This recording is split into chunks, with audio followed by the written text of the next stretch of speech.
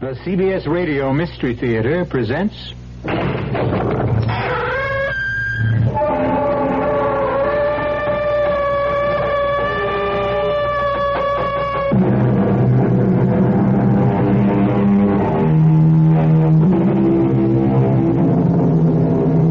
in.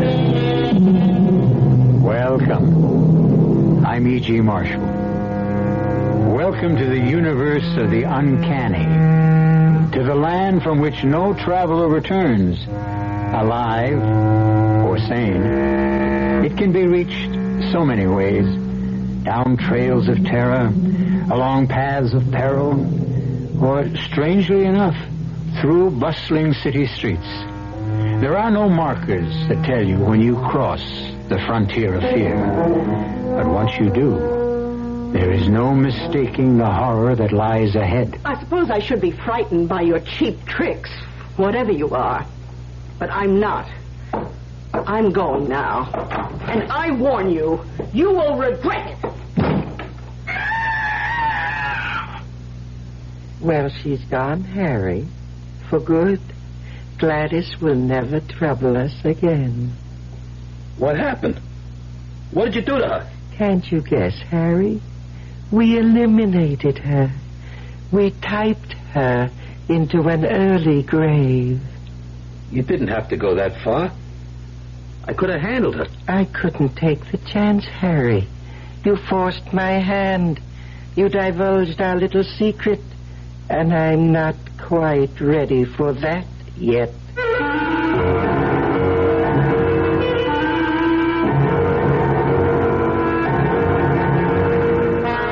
Our mystery drama, The Frontier of Fear, was written especially for the Radio Mystery Theater by Milt Wissoff and stars Jerry Stiller. It is sponsored in part by Anheuser-Busch Incorporated, Brewers of Budweiser, and Buick Motor Division. I'll be back shortly with Act One. When you feel like having a cold Budweiser, do you automatically reach for a glass? Well, sure, Bud's a great beer any way you drink it. But without a glass, you're really missing something. Now take that wonderful Budweiser head of foam, for instance. Those bubbles, tiny though they are, still amount to something pretty special at the top of your glass. Taste appeal and eye appeal. Two results of exclusive beechwood aging and natural carbonation. It takes a lot longer to brew Budweiser that way, but brewing beer right does make a difference that you can taste. That's why, when you say Budweiser, you really said it all. Anheuser-Busch, St. Louis. If you wear or buy eyeglasses, you couldn't live in a better place than Dallas. Optics is right here, one of the nation's largest suppliers of glasses and contact lenses. Opticians and optometrists all over the country send them work. And now, Optics have a special plant sales room open to the public. That means anybody in the Dallas area can now enjoy Texas-sized savings on all glasses and contacts. The widest choice of quality frames, a complete choice of lenses, clear, tinted, bifocals, contacts, and the new half-weights, lenses that are half the weight of glass. Complete one-day service for most glasses, too. Full satisfaction guaranteed. Optics Vision Center, the special direct sales outlet right at Optics Plant, 2534 Royal Lane between Stemmons and Harry Hines. Open to the public Monday through Friday, 8:30 to 5:30. Saturday till 12. Come in and see for yourself. Put on a happy face at your Vision Center.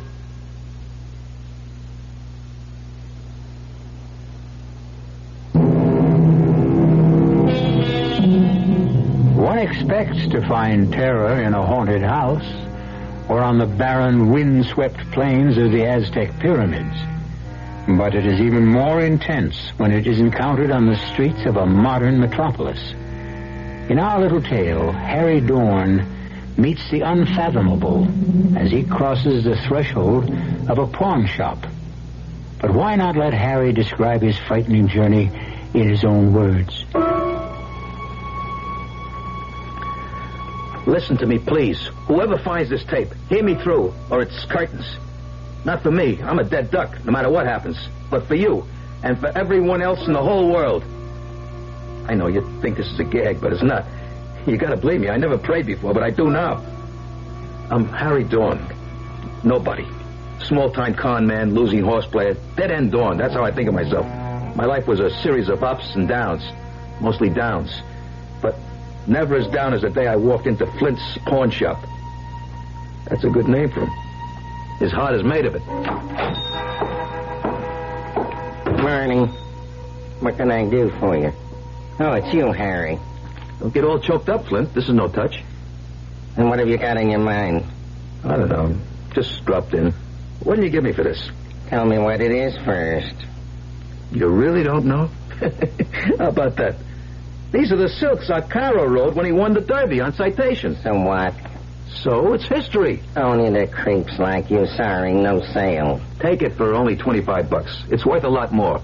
I'll tell you what I'll do. Pick out anything in that corner, anything, and I'll trade you even. That way nobody loses. But I need eating money, Flint. Take it or leave it. I was going to leave when I heard this voice inside my head, like someone jamming the circuits in my brain. Take the typewriter, Harry. Take the typewriter. It went on and on in my head, over and over. I was powerless. Take that typewriter, laying there with all that junk. I made the swap and I walked off with the typewriter. When I got home, I couldn't stand looking at it. It was an absolute piece of junk that couldn't possibly work. Dirty, old, and useless. I kept staring at it, trying to turn it into a steak with all the trimmings. And that's when it happened. I found myself putting in a piece of paper, and I began pecking at the keys. Somehow, the typewriter took over. I didn't know how or why, but there I was, typing away. Someone was making my fingers move, making me type out words, sentences. It was weird. I couldn't stop myself. Pretty soon I was banging away like I knew what I was doing. I looked at what I had typed, and I couldn't believe it. A bunch of dopey poems. I was going to throw them away when the voice I heard at the pawn shop took over again. It planted an idea in my mind. Maybe what I had written was worth something. So I trotted the poems down to a song plugger I know, and he said I was in the wrong place. Take it to Gladys Morgan, a literary agent, he says. Maybe she might dig it. And she did. Mr. Dorn, I'm so delighted you could come. Oh, please have a seat. Now, I've got good news for you. Your book of poems is most enchanting. I'm glad you liked it. How much... Now, I know you'll be happy to hear that Merton Brothers will publish your poems. The money, how much do I get and when? Oh, you poets are so impetuous and so direct. Well, I've got a small advance for you. Here. $100? Is that all? That's the best I could get. You know, poetry is a modest market. But there will be more when the book is published and reviewed. $100? I was hoping I'd hit the jackpot. Keep on writing, Harry. And you may. The 100 didn't last long. I paid the rent, had my steak, and I played a few hunches. I stayed away from the typewriter, but when I blew my last $5, I sat down and started to type again. Who knows, I thought. Maybe lightning could strike twice. It wasn't long before the mysterious voice took charge. I typed for days without any rest. I blacked out, and when I came to, there was a pile of pages stacked neatly next to the typewriter. It was a short story, a murder mystery. I read a little bit of it, but it turned my stomach. Too bloody. But I sent it off to Gladys anyhow. I didn't have anything to lose. Guess what? Another sale. And the bread came in like manna from heaven. I was sitting on top of the world until I got a visit. Who's there? Police. What do you want? You Harry Dawn? That's right. Did you write this story? Death on a side street. Sure I did. Anyone says I didn't is a cockeyed liar. How did you tumble on it? I dreamt it up. All of it. Right out of my head. Did you read this morning's paper? Not yet. Why? Take a peek at the headline. Gang chief slain. So what? It happens all the time. Read the story. See if it sounds familiar. You had the guy killed in your story by a mortar shell, right? It's a little weird, but you gotta have a gimmick today to sell your stuff. Oh, is that right? Yeah. Well, read the item in the paper. There. See how Esposito was wiped out. A mortar shell. Mm-hmm. Isn't that something? I didn't think those bums could read. So, you're claiming they copied it from your novel, huh? Well, what else could it be? We'll find out, Mr. Dorn. We'll find out at headquarters. One way or another.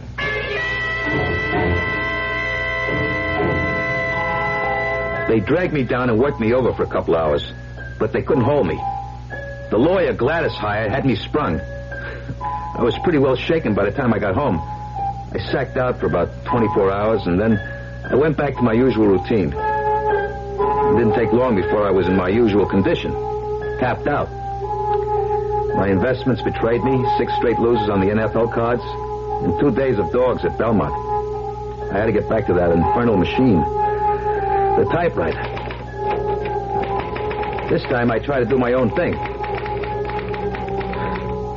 I tried writing about an actual incident out of my own life. But it came out garbage. Even I could recognize it was trash. I crumpled sheet after sheet of paper. That's when I heard the voice for the first time. Right out of the guts of the typewriter. Really heard it right outside my own head. Get up, Dorn. Look at you. You're a miserable sight. Can't be. I'm just hearing things. A typewriter that talks. I must be going off my rocker. No, you're not. I exist, and what I say is real. Who are you? What are you? To start with, I am not a typewriter. I control it like I control you. You're both equally primitive mechanisms. Look, pal, I don't have to take that from you. No. Who were you kidding? I'm the best thing that ever happened to you. You were a petty chiseler when I found you.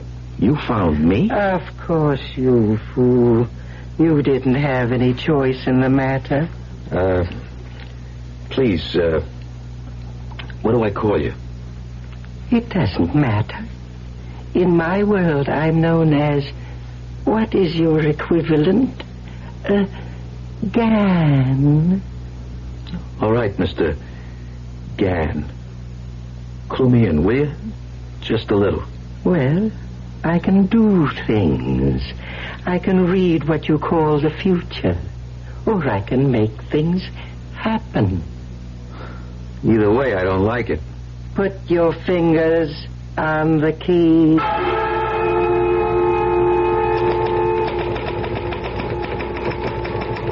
This time the story was kind of science fiction.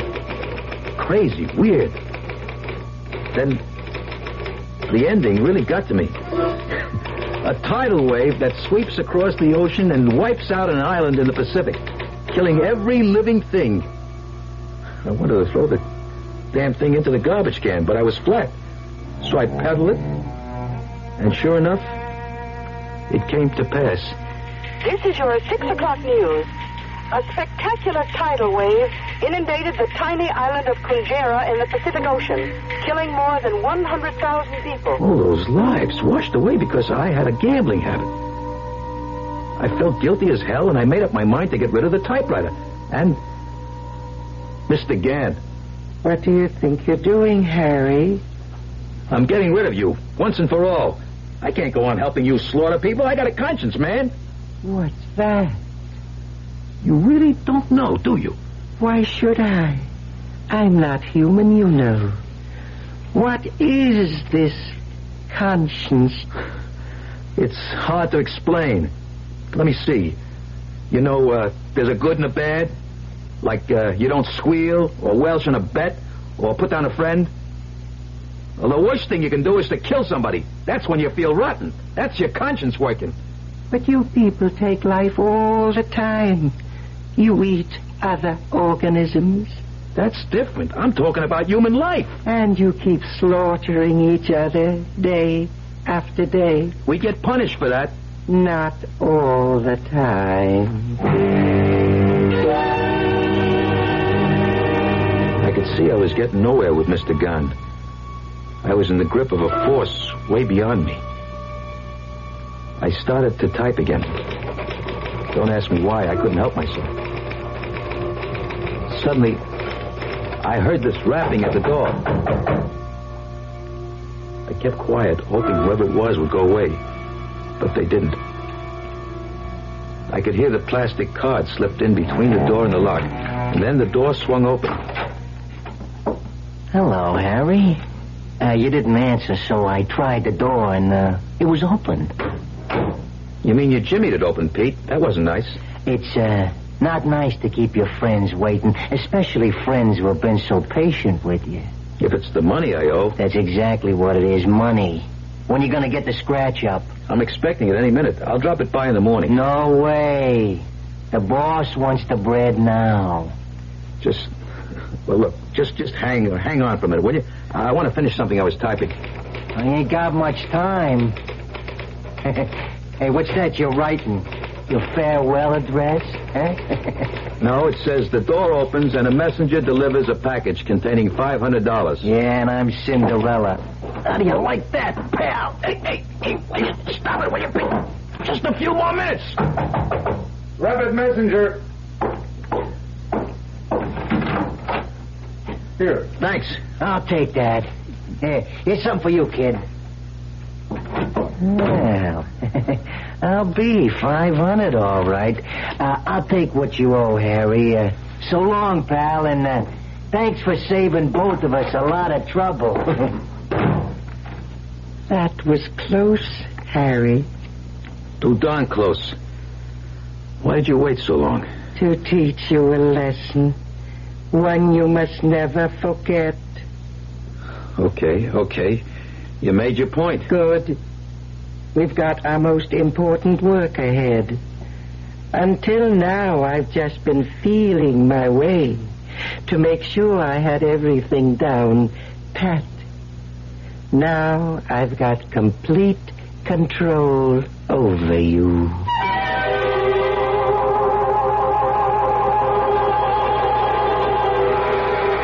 The strange voice that comes to Harry through the ether, or is it inside his head, has displayed its awesome powers. Powers that can reach across time and space, can make or unmake events. But for what purpose? We'll learn more when we return shortly with Act 2. Excuse me, madam. Oh, I'm in an awful hurry. I just wonder if you could answer a simple question So for do me. I. The question is this. What? What happens this time of year? Oh, that's easy. The kids get home from camp. Goodbye. Nope. What do you mean, nope? Nope. I mean, I should know when my kids get home from camp. Well, the answer I had in mind was a tad more general in scope. Well, I gave my answer. Let's hear yours. You know, I'm glad you asked. Are you? You see, what happens this time of year is that Buick dealers are giving particularly great deals on all their 74 Buicks. For a family woman such as yourself, I think a neat little Apollo would be just the ticket. It's small, economical, but surprisingly roomy. And it's a Buick, so it's really quite elegant. You don't say. Uh-huh. Now, isn't that good news? Yes. I mean, that you can get such a nifty deal on such a nifty small To be car. sure it is, yes. To be sure. By the way, where do your kids go to camp? Guam. It's a small island in the South Pacific. Guam. Whenever the summer weather has got you in a stew, you're feeling hot and sticky and don't know what to do.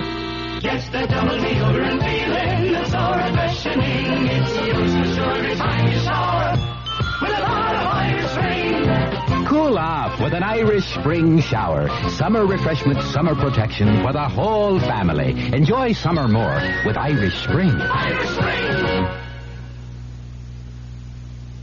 In the world will be our guest Wednesday night on KRLD's Sports Central Dallas show. Our guest will be Sandra Haney. On the LPGA Tour in 1974, she has won 4 tournaments. The Dallas golfer will be in our studios from 6 to 7 p.m. Our first sports question, what was the winning score in the Civitan Open last year, and who won the Civitan? Sports Central Dallas. Our guest Wednesday, Sandra Haney, right here on KRLD.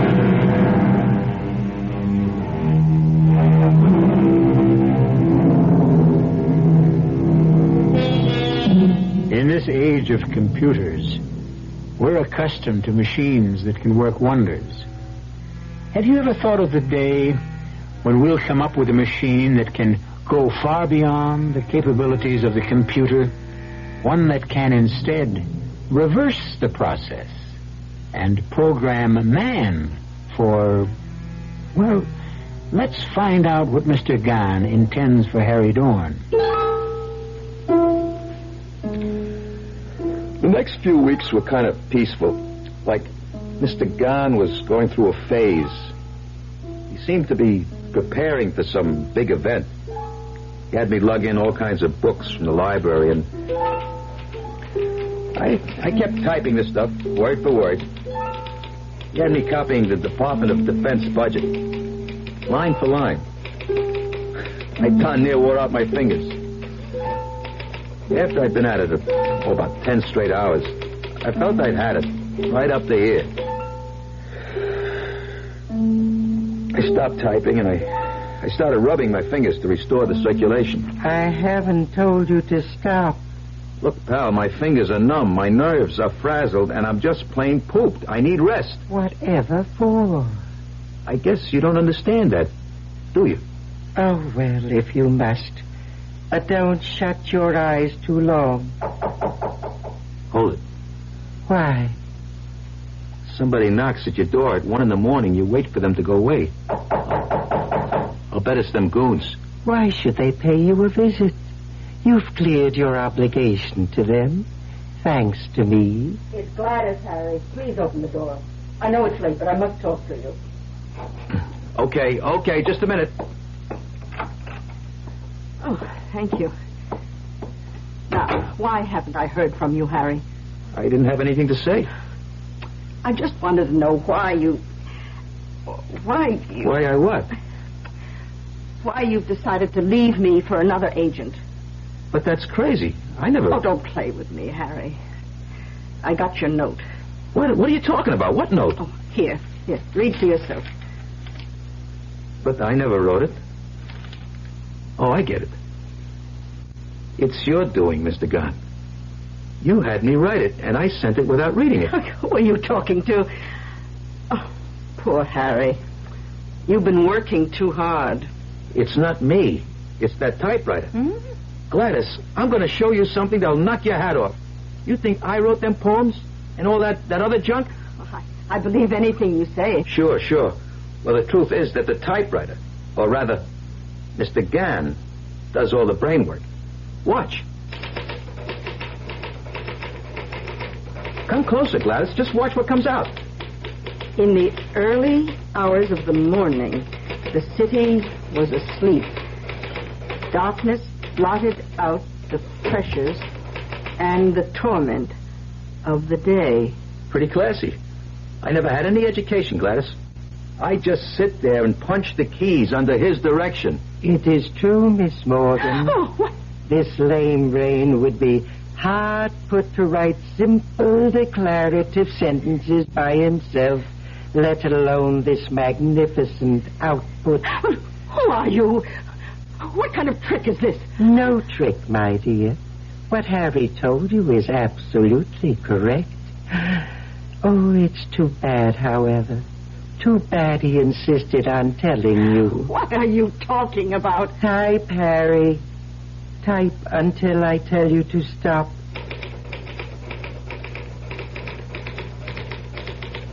I typed for a few minutes, and then... That's enough, Harry. Now read this, Miss Morgan. I will not.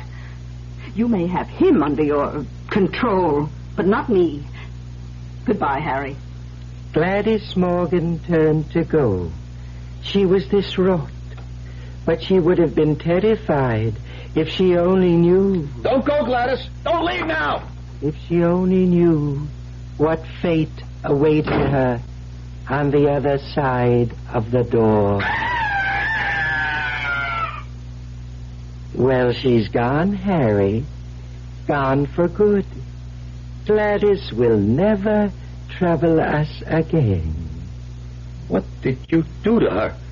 Can't you guess, Harry?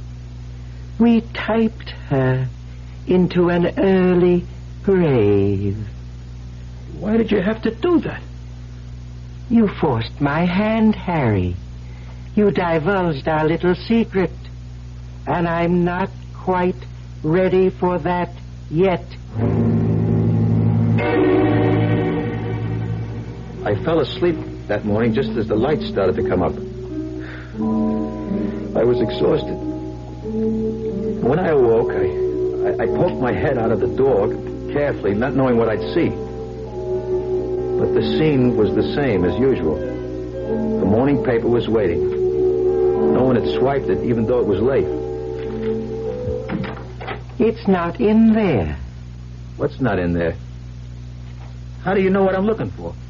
If you want to know what happened to Gladys, just ask. Maybe I don't want to know. Maybe last night never happened. Is that you, Gladys? It's the police, Dawn. Open up. Were you expecting Gladys Morgan? Why not? She's my agent. When did you see her last? I don't know. Why? Is it important? Very important. We found her. Dead. Dead? How did it happen? I thought you might know. Me? How would I know? I haven't seen her for days. Okay, Dawn, get your clothes on. All right. I did see her last night, but only for a few minutes. She was okay when she walked out of that door. I think you better come along with me anyhow. Okay. I heard her scream after she left, but when I went out to see her, she was gone. Type, Harry, type. What was that? Who you got here? Nobody. I was just thinking out loud. Can I use the typewriter for a moment? I just got to put one thought down before I forget it. Okay, but hurry it up. The moment was tense, fraught with danger. Then suddenly the phone rang, cutting through the tension like a stiletto. It was news about the corpse. News that established beyond a doubt his innocence. Hello? Who? Yeah, he's here. It's for you, Lieutenant. Yeah. Okay. Hello. Mm-hmm. You sure? A full confession? I gave the statement voluntarily, huh? Okay, I'll be down in about 15 minutes. I want to talk to him myself. Bad news, Lieutenant? Not for you. We got a lead on the suspect. Mrs. Morgan's ex-husband. He had motive and opportunity. A cab driver drove him near where we found her body. Then I'm in the clear. So far. But don't try to leave the city until I give you the word. Understand? I wouldn't think of it, Lieutenant. Now say thank you, Harry. Thanks for nothing. You got me into that mess. You owed it to me. I owe you nothing, Harry. Remember that at all times. At least the law's off my back. You seem relieved. Sure, I'm relieved. I'm not in a pokey.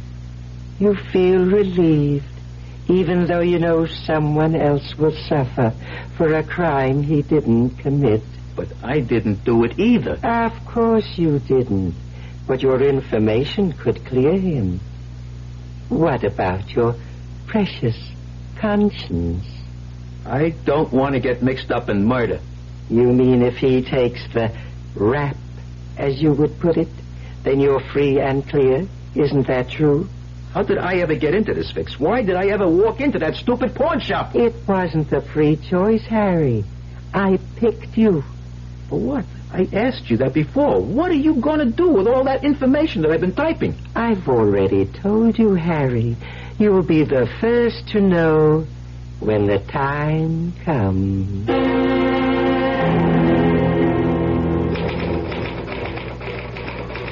It hit me while I was typing this encyclopedia for Mr. Gann. Sure, he had me. But in a way, I had him too. Somehow, he still needed my muscle power to move the keys. I couldn't figure out why he couldn't do it for himself, since he could do so many other things. But the fact remained, Mr. Gann had no way of moving the keys without me. Quite commendable, Harry. You do have some low cunning. How did you know what I was thinking? I'm in your mind all the time. What is this great inspiration you've had? You ought to know. Oh, my head. It aches. I'm waiting, Harry. I want you to help me get back at some of the rats who put me down. Is that all? Look, Harry, I am not a genie caught in a bottle, waiting to do your bidding. Okay, then I go on strike. No help, no typing. Nonsense. But tell me what you want. Only let's not waste too much time. We have much to do. Okay, I want the bookie hit big. I want him wiped out. That's it? To start with. The other two little favors depend on how this works out. All right. Start typing. I put a fresh sheet of paper in the machine and hit the keys. I didn't even bother reading it. All I could see was Pete and his boss going down the chute. You can stop now, Harry. When will it happen? Go down and buy a late paper. You mean now? That quick? Okay.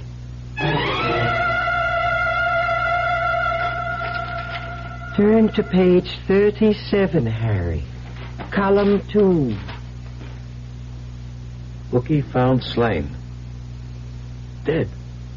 Who asked you to? You did. I just wanted them cleaned out, not killed. I just set it in motion. Natural law took over after that. Let's not waste any more time. What are your other two favors? I don't know if I still want them. Not if they end this way. They don't have to. Tell me what you want, or back to the typewriter. Don't rush me. Let me think. Okay, here they are. I want my old man to retire. He's worked hard all his life, and I'd like to see him stop. His pension doesn't start for 3 years more. Make it due now. And the other favor? My sister, she's had it pretty tough. She and her husband are just making it. It's hard on the kids. I want her to come in to some bread, enough to make life easier for them. Done and done. Just hit the typewriter, Harry. All the time I was typing, I felt myself pulling back, trying to make my fingers stop. Somehow, some way, I knew what I was doing was wrong. Hello? Yeah, it's me. What's that? No, I can't believe it. A heart attack? How did it happen? Well, how's he doing now? I see. He'll pull through, but he'll never be able to work again? Yeah, I'll meet you at the hospital in about 15 minutes. Goodbye. You murderer! You can't do anything good if you try! Why did you have to do that to my father? I just set the wheels in motion, Harry. I don't steer the vehicle. Call off the other favor. I don't want your help anymore for anything. It's too late, Harry. Read what you've typed. On the way home from work, George Masters was mugged in a subway passageway. He died of wounds received in the struggle. You swine, you. His wife was the sole beneficiary of a $100,000 life insurance policy. There you are, Harry. All taken care of. Now back to the typewriter, or I'll be forced to take care of you.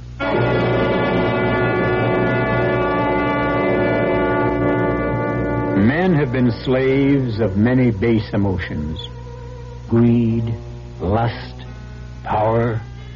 But few have ever been in such complete thraldom to a machine. Harry Dorn's weakness and cowardice, his instinct to survive above all other considerations, has, in a sense, permitted this malignant force to draw him deeper and deeper into servitude. Where will it all end? We'll know when we return shortly with Act 3. Cigarette? No need for that. I'm ready. Blindfold? Dash it, man. Let's get it over with. As you wish. Ready? Fire! Henry, wake up. You're dreaming again. Your tax audit? Yeah, today's the day. But you got all your records together. Yes, I do. Aren't you coming? You don't need me. You're ready.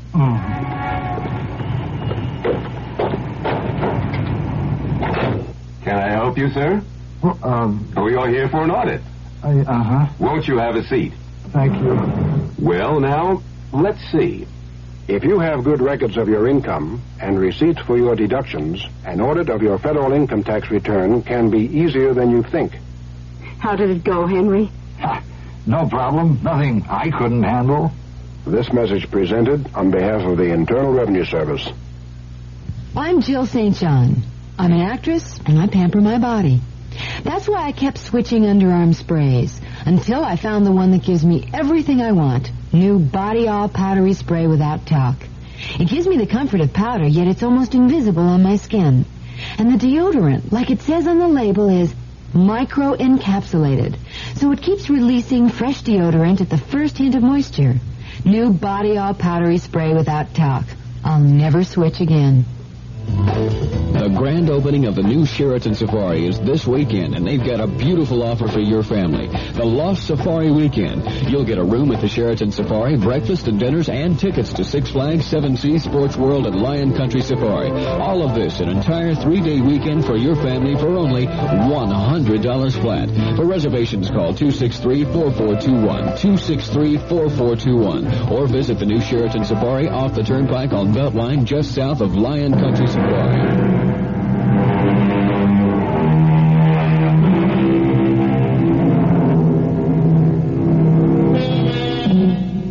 Man is such an imperfect vessel. He can sell or destroy anything he holds dear. His dreams, his love, his country, even his soul. But all of us have at least a grain of nobility in us. One small flame that can, when called upon, illuminate the corner of the world we live in. Even so base and useless a man as Harry Dorn cannot extinguish this frail light. I was getting in deeper and deeper. I was losing almost all control over myself, my actions. The worst of it was that I didn't know what Mr. Gahn was up to, but I knew somehow it would end in disaster. I think I've indulged you long enough. Sit down and start typing. Why should I? Because I ordered you to do so. Who cares about your... Oh, my head. Sit down, Harry. I can't. My head aches. How about that? It's gone. I feel great. Say, did you do that? Of course. Now will you sit down?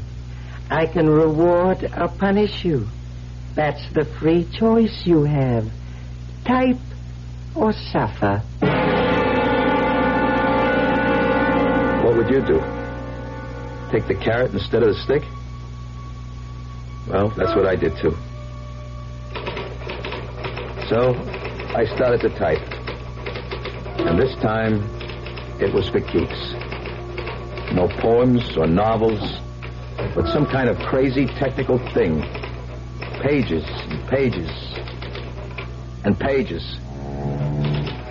I worked day and night, hardly stopping for food or rest. I kept at it until I blacked out. And when I awoke, I was sitting at the table, my head on the typewriter. It's about time you woke up. You certainly are a strange mechanism. You suffer things like fatigue, hunger. Every machine needs rest, lubrication. I need something to eat and a beer. All right. But get back as soon as you can. Sure. But what do I use for dough? Money. I need it to buy things. Type me a few winners. Type you what? A few winners. Give me the results of today's races now. Now bet them. That will give me the money I need. Okay. Sit down. I typed the results of the 5th and 6th races at Aqueduct. Blood money 5-1, and fate 8-1.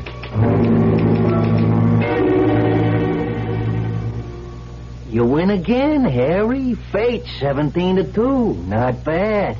Who tipped you? I can't divulge my source, but just remember, this is only the beginning. Sure, Harry, sure. I dig, kid. I'll be back tomorrow for more action. Anytime, kid. You're hot. And you know what they say? When you're hot, you're hot. Go for broke. Not this time.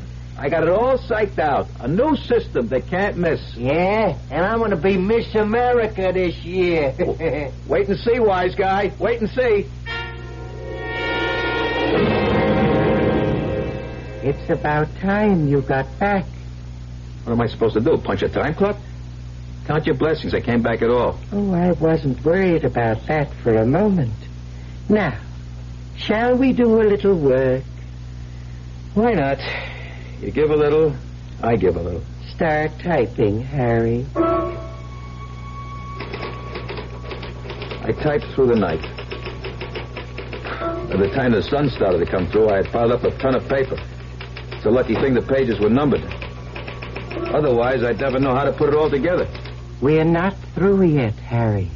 We are for now. I need a little shut-eye, and then I'll be set again. Oh, very well. But don't take too long. Don't worry. I'll set the alarm to make sure. I'm happy you decided to cooperate. What is this stuff I'm typing? Sounds screwy. Disintegrator and assembly unit. Interspatial disturber unit. Sounds like some kind of invention. You could describe it that way. Who cares? Oh, before I forget, type me out the winners for tomorrow. I mean today. I'm going to show him what Harry Dawn is made out of. I shouldn't think you'd want to do that.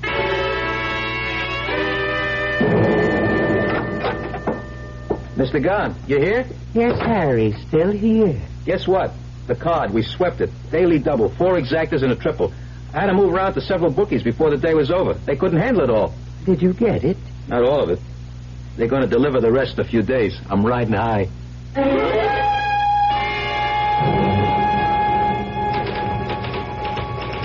Next day, I was even feeling kindly to Mr. Gunn. I got to the table early and typed away all day. I figured I could skip the races for a few days until Pete paid me off. I was ready to fall apart when Mr. Gunn threw in the sponge. That's it, Harry. Don't tell me you're tired. Certainly not. I don't even know what the concept means. It's just that this phase of the operation is over. Great. Now I can ball it up. Is there anything else I can do for you before I hit the town? As a matter of fact, there is. Just type up a few labels. Sure. It's the least I can do. Then assemble the copies of the manuscript and mail them out. Consider it done. Now, let me have the label copy. USSR, People's Republic of China, France, UAR. What the hell is this all about? Agents in all those countries? Yes, Harry. Agents of destruction. What are you talking about? I told you you'd be the first one to know. Know what? Do you remember all the reference material you typed? How can I forget? That was for evaluation purposes. I don't get it. We were evaluating whether your species should continue or whether you represented a menace to the galaxy. And how do we make out? Badly. The decision was to eliminate you. You can't do that. Oh, we're not going to do that. You are going to do that yourselves. You see, the manuscript you typed is a scientific textbook for weapons beyond your small scientific store of knowledge. Each one has the capacity to destroy every living thing on this planet. By distributing it to nations on every continent, we will hasten your demise. But suppose they decide that the weapons are too heavy to use. You might be leading us to permanent peace. That's possible, but hardly likely. Either way, we win. If you can make peace among yourselves, then we will win anyhow. It's all a pipe dream. I just won't mail them. I am prepared for that reaction, too. I'll just have to write you off, Harry. I've got more than one string to my bow, thanks to you. Wait and see what happens. Who's there? It's me, Harry. I got the money you won. Come in, Pete. It's about time. I've been waiting for the dough. Give it to me. Here it is, kid. 3 big ones. So long, Harry. I hated to do that, but it was you or me, and I like me better. You haven't won yet, Mr. Gunn? Who are you talking to? Get out now, Pete. While you can. Please pay attention. What's going on? Who is that? I'm getting out of here. There is $1,000 underneath the envelopes on the end table. Mail the envelopes and the money is yours. What? There will be another $1,000 waiting for you when you return with the postal receipts. A grand? Just for lugging these to the post office? Sounds screwy, but hey, the dough is real enough. Did this ain't no gag? What am I doing? Talking to the air? Well, if there's anybody here, just get the other 1,000 ready. Yeah, I'll be back. What have I got to lose?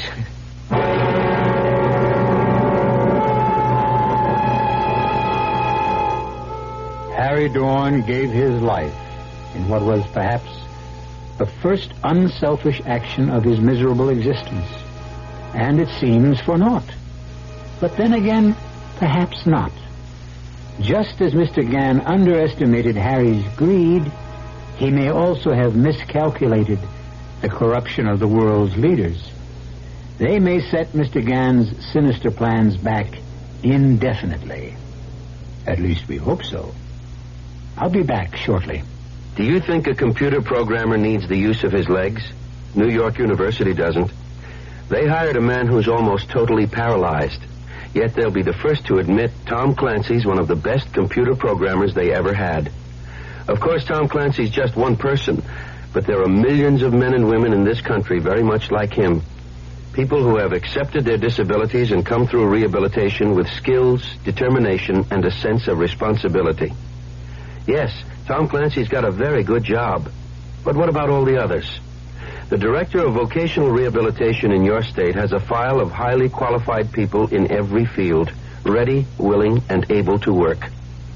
If you're not in a position to hire them, talk to someone who is. And next time there's an opening in your company, ask him to write the Director of Vocational Rehabilitation. His office is in your state capital. A public service message brought to you on behalf of the Department of Health, Education, and Welfare and the Advertising Council.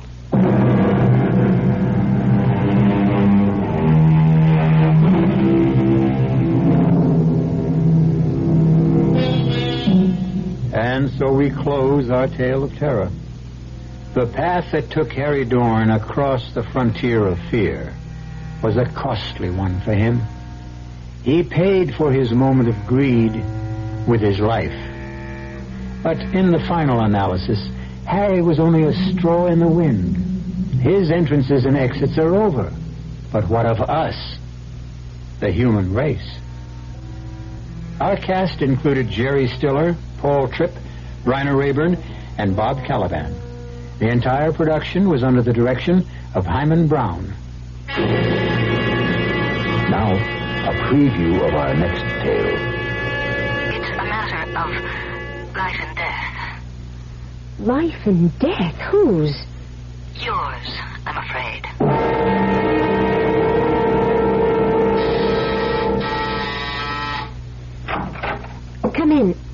Madison? Yes. My credentials.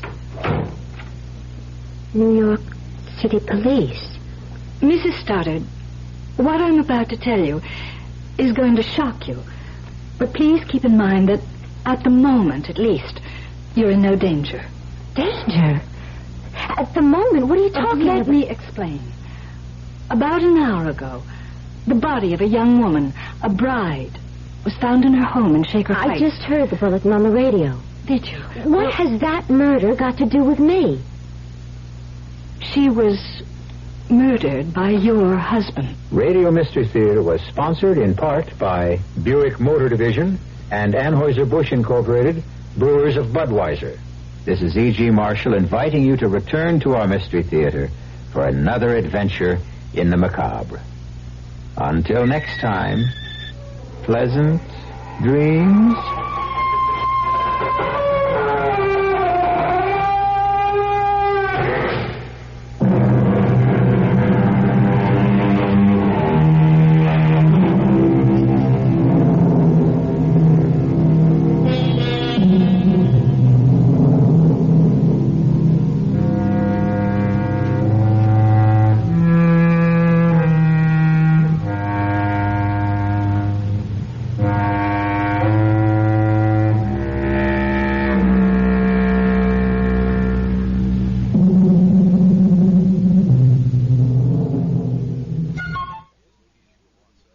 Good evening. You've been listening to the OTR Gold Network. Find more classic radio at otrgold.com.